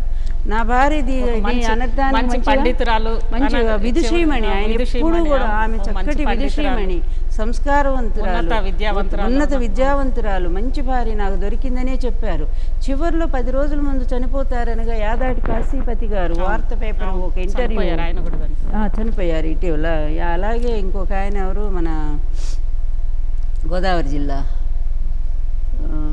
పేరు గుర్తురాట్లేదు, ఇద్దరు కలిసి ఆయన ఇంటర్వ్యూ చేస్తే లాస్ట్లో అది అల్లుడి మీద జరిగిన మోసం అంతా ఆయన ఇంటర్వ్యూలో చెప్పుకొస్తూ చివరిలో మీ భార్య గురించి మీ అభిప్రాయం ఏంటంటే ఆయన ఒకటే అంటారు, ఆమె అన్నిటి అర్హురాలు, రాజకీయంగా కూడా ఆమెని నేను ప్రోత్సహించి తీసుకొస్తే ఆమెకు అర్హత లేకపోయినా తీసుకొచ్చారనుకోండి, ఆమె అర్హత ఉండి నేనే అడ్డు పెడుతున్నానేమో అని అనుకుంటున్నాను ఆయన అన్న మాటలు. అయితే ఇక ప్రత్యేకంగా పర్సనల్గా అంటారా, నా భార్య మీద నా opinion, there is no god is more than my wife. నా భార్య కంటే ఏ దేవత నాకు ఎక్కువ కాదు. 10 రోజుల ముందు చనిపోతారనగా తన భార్య పట్ల అంత అభిమానం చేసిన భర్త ఆయన అట్లాంటి ఆ భర్త కోసం నా జీవితం ఏమైపోతే నాకేంటి? ఫెమినిస్టిక్ దృక్పథంలో నేను అడుగుతున్నా లక్ష్మీ పార్వతి గారు, ఎన్టీఆర్ గారి భార్యగా మీరు సుఖపడ్డారా, కష్టపడ్డారా? ఏమీ లేదు నేను అదే చెప్తాను. కుచ్ కోకర్ పానా హై, కుచ్ పాకర్ కోనా హై అని హిందీలో పాట ఉంది. కొన్ని పోవాలంటే, కొన్ని సాధించుకోవాలంటే కొన్ని పోగొట్టుకోవాలి, కొన్ని పోగొట్టుకోనైనా కొన్ని సాధించుకోవాలి. నా జీవితంలో అపరూపమైన వరం ఏంటంటే నా భర్త ఎన్టీఆర్ గారు లాంటి ప్రేమమూర్తిని, అంత దైవాన్ని, అటువంటి వ్యక్తికి సేవ చేసే కొద్ది రోజులైనా సరే అంతటి అది అదృష్టంగానే భావిస్తాను అజిత. దానికోసం ఎన్ని జన్మలైనా నేను కష్టాలు పట్టడానికి సిద్ధంగానే ఉన్నాను, అది పడుతున్నాను కూడా. ఈ జన్మంతా ఆల్మోస్ట్ అయిపోవచ్చింది. ఇప్పటికే నాకు 58 ఏళ్ళు వచ్చాయి. అందువల్ల ఇంకెన్నేళ్ళు ఉంటాను? 5 ఏళ్ళు 6 ఏళ్ళు ఉండొచ్చు.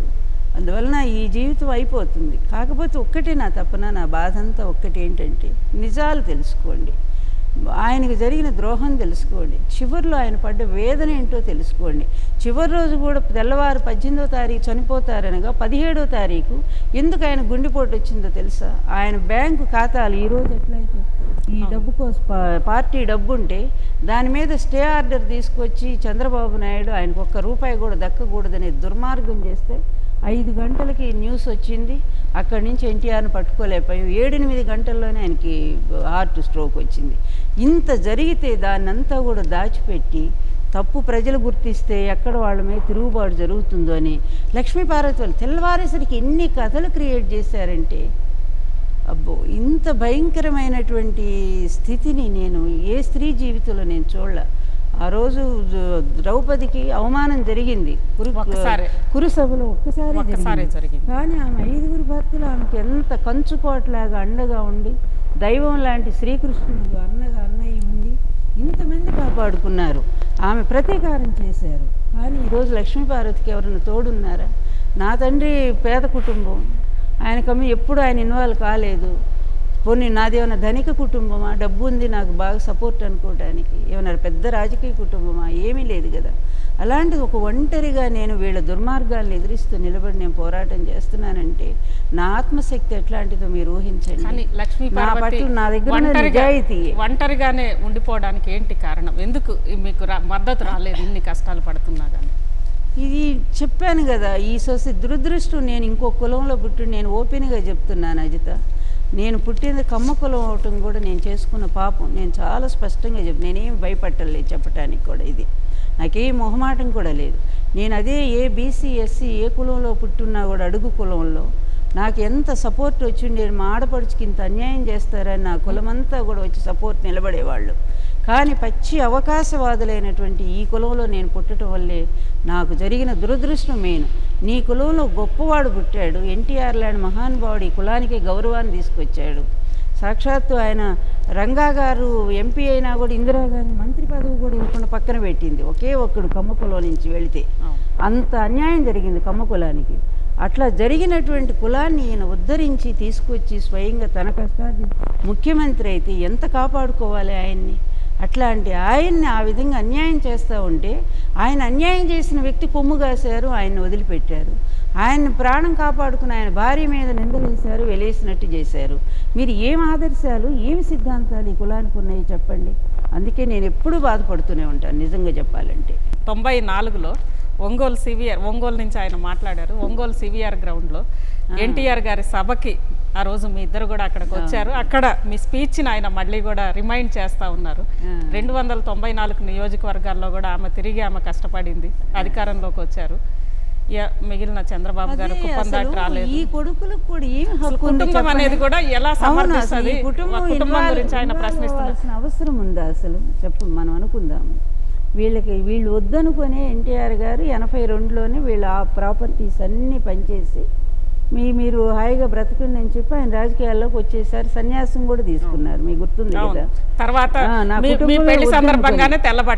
తెల్లబట్టలు మా పెళ్ళి అప్పుడే వేసుకున్నారు. అప్పటి వరకు ఆయన సన్యాస జీవితమే కదా.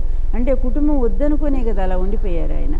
అట్లాంటి ఆయన మళ్ళీ నేను వచ్చిన తర్వాత మళ్ళీ రాజకీయము దీంట్లోకి వచ్చి శుభ్రంగా అప్పుడు ఈ కుటుంబమే మళ్ళీ మాకేం సంబంధం లేదు, ఈ పార్టీ ఓడిపోతుంది, ఈ పెళ్ళి మాకు సంబంధం లేదని దూరంగా ఉన్నారు. మీరు అలాగే దూరంగా ఉండాలి కదా. కానీ మీ బావ చేస్తున్న కుట్రకు వచ్చి మీరంతా కూడా పాత్రలయ్యి మీ తండ్రిని మీ కళ్ళ ముందు అవమానం చేస్తూ ఉంటే, చెప్పులేసి అవమానం చేస్తూ ఉంటే మీ మనసు అసలు ఎట్లా ఒప్పుకుంది నాకు చెప్పండి. ఎవరైనా రిక్షావాడైనా సరే వాళ్ళ కొడుకు రిక్షావాడికి అవమానం జరుగుతుంటే భరించలేడే. అలాంటిది అంత మీ బావ చెప్పిన మాటలే మీరు విని రెండో పక్క ఆలోచించొద్దా? ఎంత దారుణంగా అతను మమ్మల్ని మోసం చేశాడు. ఇప్పటికీ తెలుసు మీకు నిజాలు, కానీ ఒప్పుకోవడానికి మీ అహంకారం అడ్డం వస్తుంది అనేది నాకు తెలుసు. బాగా చెప్పారు ఆయన రాజుగారు, శ్రీనివాసరాజు గారు చాలా బాగా థ్యాంక్స్ బాబు. నిజంగా మీ అందరి సపోర్ట్ ఉండబట్టే నేను ఇంకా ఇలా నిలబడగలిగాను. మంచి చెడు అనేది ఎవరైతే విచక్షణతో చూస్తారో వాళ్ళే మనుషులు తప్ప మొత్తాన్ని అధికార ఘాట కట్టేసి వాళ్ళ చుట్టూ తిరుగుతూ వాళ్ళ అవకాశవాదం కోసం, స్వార్థం కోసం పిచ్చి పిచ్చిగా మాట్లాడేటువంటి వాళ్ళు ఎప్పుడు వాళ్ళు మనుషులు కానే కాదు, వాళ్ళు పశువులతోనే సమానం. ఎందుకంటే మనిషి అనేవాడికి జ్ఞానం ఎక్కువ ఉంటుంది పశువుకి ఏం తెలియదు. కానీ ఈ మనిషి ఈ విధంగా ఇంత దిగజారుడుతనంగా పోతే మాత్రం అది అంతే. కానీ లక్ష్మీపార్వతి గారు మీరు ఒక మాట అంటున్నారు ఫస్ట్ నుంచి కూడా, ఎవరు కూడా ఆ రోజు మీడియా ప్రభావమా ఇంకొక ప్రభావమో ఎవరు కూడా జరిగిన కుట్రను అర్థం చేసుకోలేదు, నేను చెప్తానే ఉన్నాను అని. ఇప్పుడు పబ్లిక్ మాట్లాడుతుంటే మీకేమనిపిస్తుంది? నాకు చాలా సంతోషం అనిపిస్తుంది. ఇప్పటికి ఎంత రియలైజ్ అయ్యారు పబ్లిక్. ఇన్నేళ్ళ నా పోరాటానికి ఇప్పుడు ఒక అర్థం వచ్చిందేమో అని అనిపిస్తూ ఉంది నిజంగానే. చాలామంది ఇప్పుడు నన్ను సపోర్ట్ చేస్తూ ఉన్నారు. నాకు చాలా సంతోషంగా ఉంది. ఎక్సెప్ట్ మై కమ్యూనిటీ, దాన్ని వదిలేద్దాము. మిగిలిన వాళ్ళు కూడా నాకు ఎలక్షన్లో కూడా 14% లక్ష్మీ పార్వతి గారు ఒక కులానికి ప్రతినిధిగా ఎవరు కూడా చూడరు, ఎందుకంటే ఒక వద్దు కూడా సాహితీవేత్త. చెప్తున్నా, అసలు వద్దు కూడా. నేను దాని నుంచి ఎప్పుడో బయటపడ్డాను. ఆ కులం అనే దాని నుంచి ఏనాడో బయటకు వచ్చేసాను. నేను మొదటి నుంచి తక్కువే, నాకు అప్పుడు అంత స్నేహితులు మిగిలిన వాళ్ళే కమ్యూనిస్ట్ కుటుంబం నుంచి ఉండేవాళ్ళు. వచ్చారు. నాకు ఎస్సీలు వీళ్ళే ఎక్కువ ఫ్రెండ్స్ ఉండేవాళ్ళు, బీసీలు ఎస్సీలు. సో ఏంటంటే కాకపోతే ఏంటంటే నా అనేది ఎవరికైనా కొంత ఉంటుంది అభిమానం అనేది. అది నాకు ఉంది, అది నేను లేదని చెప్పుకోను. కానీ తర్వాత నేను చాలా రియలైజ్ అయిపోయాను, మనది కాని దాన్ని మనం అనుకోవటమే చాలా తప్పు. ఎవరు ఆత్మీయులో దాని కులం అనే మాట చాలా తప్పు. ఈ స్థాయికి ఎదిగినటువంటి వ్యక్తులు ఇంకా ఈ కులాల గురించి మాట్లాడుకోవటం కూడా దురదృష్టకరము. ఎందుకంటే ఇదొక విశ్వ సంసారం. ఈ విశ్వ కుటుంబంలో కులము, మతము, జాతులు ఇట్లాంటివి అనేది మనలా చదువుకున్న వాళ్ళు అస్సలు వాడకూడదు. అందుకని ఎవరు నన్ను, నా తత్వాన్ని, నా త్యాగాన్ని, నేను చేసిన సేవను అర్థం చేసుకుని నాకు నిలబడి నాకు వాళ్ళు బ్లెస్సెస్ చెప్తున్నారు, వాళ్ళే నా ఆత్మీయులు అనుకుంటాను. వాళ్ళందరికీ నేను ధన్యవాదాలు తెలియజేస్తా ఉన్నాను. కానీ ఎన్టీఆర్ గారి చరిత్ర మళ్ళీ చెప్తున్నాం. ఒకవేళ సినిమా వస్తుంది అనుకున్నాం, వస్తుంది. కథ కోసం కూడా ఎతుకుతున్నారు, దర్శకుడు ఎవరు అనేది ఎతుకుతూ ఉన్నారు. లక్ష్మీ పార్వతి లేని ఎన్టీఆర్ చరిత్ర అనేది, అంటే లక్ష్మీ పార్వతి రోల్ ఉన్నట్లుగా అక్కడ చెప్పలేని ఎన్టీఆర్ చరిత్ర అనేది పరిపూర్ణం అవుతుందంటారు. అంత ధైర్యం ఉందనుకోను బాలకృష్ణకి. ఆ ధైర్యం ఉంటే తండ్రి తరపున ఎప్పుడో నిలబడేవాళ్ళు. వాళ్ళు ఇప్పుడు చూడు చరిత్రని ఎట్లా వాళ్ళు వక్రగతి పట్టిస్తూ ఉన్నారంటే, మా పెళ్లి తర్వాత ఎన్టీఆర్ గారు చనిపోయిన తర్వాత అసలు ఇది పెళ్ళే కాదన్నట్టు ప్రచారం చేశారు కొంతకాలం. అసలు పెళ్లి చేసుకోలేదు. అదే చూడు, వీటన్నిటిని కూడా మాయం చేసి ఎన్టీఆర్ అనే పాత్ర వచ్చి పక్కన నా ఫోటో ఉన్నా కూడా అది కట్ చేసేసి ఇంత దుర్మార్గం నడిచింది, ఇంత రాజకీయం నడిపించారు కొన్నాళ్ల పాటు. ఎందుకు ఒక పత్రిక, అతి ఫేమస్ పత్రిక, ఇంత పెద్ద 4-5 పేజీలు నా గురించి రాసినట్టు పొగిడినటువంటి పత్రిక మా పెళ్ళప్పుడు, అదే పత్రిక ఎన్టీఆర్ గారు చనిపోయాక నాగభైరవ కోటేశ్వరరావు గారితో ఎన్టీఆర్ చరిత్ర రాయించి అందులో నా పాత్రను మినహాయించేశారు. ఇట్లాంటి దుర్మార్గమైన రాజకీయం అంతా కూడా అందుకే ఈ వ్యవస్థలో ఉండేటువంటి ఇటువంటి వ్యక్తుల పట్ల నాకు ఎప్పుడు ఏహ్యభావమే. వీళ్ళు అసలు మనిషి గోడను కనీసం అంటానికి కూడా అర్హత లేనటువంటి వ్యక్తులు. నిజాన్ని నిర్భయంగా ఒప్పుకోలేని వాళ్ళు మనుషులు ఎలా అవుతారు అసలు? ఆ విధంగా ఎంత కుట్ర చేశారంటే ఎన్టీఆర్ భార్య కాదు అని అనిపించడానికి. కానీ ప్రజలున్నారే, వాళ్ళ హృదయాల్లో నాటుకుపోయిన దాన్ని ఎవరు ఆపగలరు? మా వివాహం తర్వాతే కదా అంత విజయం ఇచ్చారు. 58% ఓటింగ్ మాకు వచ్చింది పార్టీకి. ఇంతవరకు రాజకీయ చరిత్రలో ఏ పార్టీకైనా అంత గెలుపు వచ్చిందా? ఎన్టీఆర్ గారు కొత్తలో పార్టీ పెట్టినప్పుడు 200 సీట్లే, మళ్ళా నాదెండ్ల కథ తర్వాత 202 సీట్లే వచ్చాయి. కానీ ఎన్టీఆర్ గారు లక్ష్మీపార్వతిని పెళ్లి చేసుకుని ప్రజల్లోకి వెళితే మిత్రపక్షాలతో కలిసి 258 సీట్లు వచ్చినాయి. 36 సీట్లు వచ్చినాయి. 222 ఏమో తెలుగుదేశానికి వచ్చాయి. అందువలన అంత అపూర్వమైన విజయం ఇచ్చారంటే ప్రజలు ఎంత ఆశీర్వదించారు మమ్మల్ని, మా పెళ్ళిని, మా వివాహం. అట్లాంటి దాన్ని మీరు కాదు అని చేయటానికి ఇంత కుటిల యత్నం, కుట్రలు, దుర్మార్గం అవసరమా? నా వల్ల మీ కుటుంబానికి ఏమి నష్టం జరిగింది?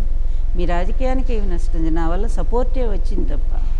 అందువలన ఈ చరిత్రగా వాస్తవాలు అంగీకరించాలనేదే నేను ఇన్నేళ్ళు పోరాటం చేస్తూ ఉన్నాను అజిత. ఆ పోరాటం ఫలిస్తూ ఉంది. ఇప్పుడిప్పుడు ప్రజలు అర్థం చేసుకుంటారు. ఒకవేళ సినిమా అనేది వస్తే, ఈరోజు సినిమా అంటూ వస్తే, ఎందుకంటే మొన్న వాళ్ళు ఏదో ఎగ్జిబిషన్ పెట్టారు, ఎన్టీఆర్ జీవిత ఫోటోలు అన్నీ మామూలే, అందులో నా ఫోటో లేకుండా చేశారు. మరి అదేమి ఎన్టీఆర్ ఇది ఎగ్జిబిషన్ అవుతుంది చెప్పండి? ఎన్టీఆర్ జీవితం అంటే మొదటి నుంచి చివరి వరకు ఉండాలిగా, చివరి ఉండదా? కానీ ఆగిపోతుందా? ఇక్కడ ఒక విషయం అండి, సినిమా వస్తే ఈరోజు మీకు కాల్ చేసిన వాళ్ళు కానీ లేదా అందరు కూడా జరిగిన చరిత్ర అంతా కూడా చూసిన వాళ్ళు 94 ఎలక్షన్స్ ఆ తర్వాత, కాబట్టి వీళ్ళందరికీ వాస్తవాలు తెలుస్తాయి. సినిమా వస్తే సినిమా తరతరాలుగా నిలిచిపోతుంది. మరి అదే తర్వాత ప్రామాణికం కాదా ఎన్టీఆర్ గారి జీవితానికి? ఈ సినిమాలు ఎంతకాలంలో ఇప్పుడు ఎందుకు ఆ కుట్ర తర్వాత ఎన్టీఆర్ గారిని దించేసిన తర్వాత నాకు అగనెస్ట్గా చంద్రబాబు నాయుడు సినిమా దించాడు. అది ఏంటి, అల్లుడా మజాక ఏదో సినిమా. మొత్తానికి నా పాత్రను అతి భయంకరంగా నేను ఆ పాత్ర టీవీలో వస్తూ చూశాను ఒకసారి. అతి షోకులు చేసుకుంటూ ఏంటంటే హీనంగా పెట్టేశారు ఆ పాత్రను. ఒక వేంప పాత్రలాగా ఉంది అది చూస్తే. అంత చేస్తే అది కరెక్ట్గా 3 రోజులు ఆడింది. ప్రజలు అమాయకులా చెప్పు? వాళ్ళు కథకి భిన్నంగా చూపిస్తే ఎవరైనా భరిస్తారా, ఒప్పుకుంటారా? 3 రోజులు అసలు ఆడింది కూడా ఎవరికి తెలియని కూడా తెలియదు. అట్లాగే వీళ్ళు కూడా అట్లా మసిపూసి మారేడికాయ చేసి కథను మార్చి చరిత్రను తలక్రిందులు కంటి ముందున్న చరిత్రను మార్చి చేయాలనుకుంటే ప్రజలు అది యాక్సెప్ట్ చేయరు, అది ఎవరు కూడా హర్షించరు. ఒకవేళ మార్చిన కథని తెరకెక్కిస్తే మీరు ఊరుకుంటారా? నేను ఎందుకు ఊరుకుంటాను? తప్పనిసరిగా ఊరుకుని. ఇప్పుడు ఇక్కడ ఇందులో నన్ను విలన్గా పెడితే నేను కాదు, నా పాత్ర గురించి కాదు, నా భర్త పాత్రను తక్కువ చేసినట్టు, అక్కడ ఆయన్ని కించపరిచినట్టు అవుతుంది. ఆయన గౌరవించిన ఆయన భార్యని మీరు అలా చూపిస్తే ఆయన్ని అగౌరవపరిచినట్టే అవుతుంది. ఆయన స్ట్రాంగ్ గా సపోర్ట్ చేసి మీ తరపున నిలబడ్డ మిమ్మల్ని విలన్ చేస్తే ఆయన కూడా ఆటోమేటిక్ ఆయన విలన్ అవుతారు. మీకు ఆ ధైర్యం ఉందా? ఇద్దరు విలన్లు అని చెప్పి చూపించండి, ఓకే. కానీ అప్పుడు మీ అన్నగారు ఆవేదనకు అర్థమేముంది? కానీ లక్ష్మీ పార్వతి గారు ఒక్కటంటే మన ఇండియన్ సొసైటీ అనేది ఇక్కడ ఒకసారి మాట్లాడుకోవాలి. ఆ రోజు నిజంగా మీరు ఎన్టీఆర్ గారి హయాంలో మొత్తం కూడా మీరే నిర్ణయాధికారము ఒకవేళ చేసి ఉండుంటే, అంటే మాకు తెలియదు చేశారో లేదో, మీ నుంచి మేము వినాల్సిందే, లేదా ఈరోజు ప్రజలు మాట్లాడుతూ ఉన్నారు. ఆ రోజు రాని యాక్సెప్టెన్స్ ఈ రోజు కూడా ప్రభుత్వాల్లో కుటుంబ సభ్యులే మొత్తం కూడా తామే అంటే లీగల్గా ఎలక్ట్ కానీ అనేక మంది ముఖ్యమంత్రులుగా ఉన్నప్పుడు చూసాం వాళ్ళ కుటుంబ సభ్యులు కొడుకులు కానీ లేదంటే ఎవరు వచ్చి వాళ్ళు మొత్తం కూడా పెత్తనం చేయడము, దాన్ని ఎందుకు యాక్సెప్ట్ చేస్తున్నారంటారు? అదే మరి ఈ జనం ఏంటో కూడా నాకు అర్థం కాదు. ఒక స్త్రీ అనేసరికి వీళ్ళకి ఎందుకు అంత చులకన భావం వస్తుంది? ఒక్కళ్ళు ఒక నిందయ్యగానే పాపం మిగిలిన అందరూ నమ్మేస్తారు, నిజమేలే అలాగే చేసి ఉండొచ్చులే. అది దురదృష్టం కొద్దీ మేల్ సొసైటీలో భారతదేశం, ముఖ్యంగా భారతదేశంలో, మిగిలిన దేశాల్లో కూడా ఉంది. ఇప్పటి వరకు కూడా అమెరికాలో ఒక్క లేడీ అధ్యక్షురాలు కాలేదు, హిల్లరీని అధికారంలో రాని లేదంటే అక్కడ కూడా సేమ్ మేల్ సొసైటీయే పనిచేస్తూ ఉంది. అలాగే ఇంగ్లాండ్ లాంటి ప్రపంచాన్ని వెళ్ళినటువంటి దేశంలో కూడా 1963 వరకు ఓటు హక్కే లేదు ఆడవాళ్ళకి. వాళ్ళు విప్లవించి సాధించుకున్నారు మహిళలు. ఇక భారతదేశం వస్తే ఎప్పుడు కూడా మనకి రామ్ మనోహర్ లోహియా ఒక మాట చెప్తారు, స్త్రీలని అతిగా ఏదో దేవతలు త్రిమూర్త్యాత్మకమైనటువంటి అమ్మవారు అని చెప్పి పెడితేనేమో అంత ఎత్తున పైన పెట్టారు, లేదా అసలు ఇంట్లో నుంచి బయటికి రానివద్దు, బయటికి రావద్దు అని కాళ్ళ కింద పెట్టారు. అది తప్ప మధ్యలో మాత్రం ఎక్కడ పెట్టినా కదలని బొమ్మలే, పైన పెట్టినా కింద పెట్టినా కదలని బొమ్మల స్థానంలో పెట్టారు తప్ప వాళ్ళని సమానంగా, నీతో సమానంగా, ఆమె కూడా ఒక హ్యూమనే కదా, అందులో సంతానానికి ఉత్పత్తికి ఆమె కారకురాలు. అంటే సృష్టికి ఒక పెంచుకుంటూ పోయేది స్త్రీ వల్లే. అందువల్ల అట్లాంటి స్త్రీమూర్తిని సమానంగా చూసిన రోజే there is no civilization can survive itself in believes women's independent అంటారు. ఇది బహుశా మహాత్మా గాంధీ గారితో లేకపోతే ఇంకెవరిని ప్రముఖులు చెప్పారు నాకు. అందువల్ల నువ్వు ఉమెన్ ఇండిపెండెన్స్ని గౌరవించినప్పుడు నీ దేశము ఎంత ముందుకు పోతుంది. No civilization can survive. అక్కడ నీకు నాగరికత అనేది, అంటే సివిలైజేషన్ అంటే నాగరికతలో ఈ దేశం ఏమీ డెవలప్ సాధించలేదు. ఎన్ని లోపాలున్నా కూడా కమ్ముకుంటారు, కప్పిపుచ్చుకొని కాపాడుకుంటారు. అందులో స్వయంగా పిల్లనిచ్చిన మామ అంటే తండ్రి లాంటి వాడు నీకు. అట్లాంటి ఆయన నువ్వు దించేస్తావా? వయసులో చెప్పులేసి అవమానం చేస్తావా? నువ్వు నీతిమంతుడా? నువ్వు పార్టీని కాపాడావా? ఎంత తిట్టాలనిపిస్తుందంటే సభ్యత కాదని నేను ఊరుకుంటా ఉన్నాను. గది ఇంత ఈ పిచ్చి రాతలతో ఎన్నాళ్ళని నమ్మిస్తారయ్యా మీరు? అందుకే ఇంత బాగా. చివరిగా లక్ష్మీ పార్వతి గారు చెప్పండి, అసలు ఒక బాలకృష్ణ ఒక తేనె తుట్టెని కదుపుతున్నారంటారు? 100%. ఎన్టీఆర్ రాజకీయ జీవితం అంటే అది సమకాలీనం కావాలి, నిజంగా ఉన్నది సమకాలీనమే. నేను అనుకోను. అతను ఆవేశంలో అక్కడ నిమ్మకూరు వెళ్ళాడు కదా, అక్కడికి వెళ్ళగానే అతను ఆ జనాన్ని చూసి ఉత్సాహంగా నాన్నగారి చరిత్ర తీస్తానని అని ఉంటాడు. కానీ ఆ తర్వాత అర్థమై ఉంటుంది వాళ్ళ బావ చివాట్లు పెట్టిన తర్వాత వద్దని చెప్పినట్టు తెలిసింది నాకు. అందువల్ల తీస్తే గొప్పతనం ఎన్నో ఉన్నాయి సంఘటనలు. నేను కూడా హెల్ప్ చేస్తాను తప్పకుండా. మంచి విషయాలు ఉన్నాయి. ఆయన జీవితం ఒక చరిత్ర, అది అందరూ నేర్చుకోవాల్సిన పుస్తకం, అది అందరూ చదవాల్సినటువంటి పుస్తకం. దాంట్లో మీరు మంచిని చూపించాలనుకుంటే ఎవరికి అభ్యంతరం ఉండదు. కానీ చరిత్రను వక్రీకరించి దాన్ని మార్చి ఇక్కడ విలన్ అయిన వాళ్ళని హీరోగా, హీరో అయిన వాళ్ళని విలన్గా చూపిస్తే మాత్రం గొడవలు చాలా వస్తాయి దాని మీద. అందువల్ల అంత పోతారని నేను అనుకోవట్లేదు అంత దూరం. ఏదైనా బాలకృష్ణ అంటే నాకు ఇష్టం కనుక god bless to him. Right, thank you Lakshmi Parvathi గారు 99 స్టూడియోకి వచ్చినందుకు. ఇక ఎన్టీఆర్ గారిది అత్యంత గొప్ప చరిత్ర. ఆ చరిత్రని సినిమాగా తీయాలంటే ఎంతో సాహసం కావాలి. ఉన్నట్లు తీస్తే ఎవరికి అభ్యంతరం లేదు. ఒకవేళ తీస్తే హీరోగా ఎవరు, విలన్గా ఎవరు అనే దగ్గరే ఒక సమస్య వస్తుంది. నిజంగా ఎన్టీఆర్ గారి క్యారెక్టర్ని ఉన్నట్లుగా, అదేవిధంగా మొత్తం ఆయన జీవితాన్ని ఉన్నట్లుగా తీస్తే తాను సంతోషిస్తానని, కానీ చరిత్రను కనుక వక్రీకరిస్తే ప్రజలు ఊరుకోరని లక్ష్మీపార్వతి గారు అంటున్నారు. ఇది ఈరోజు లక్ష్మీపార్వతి గారితో open talk. For more updates, please subscribe 99 TV Telugu.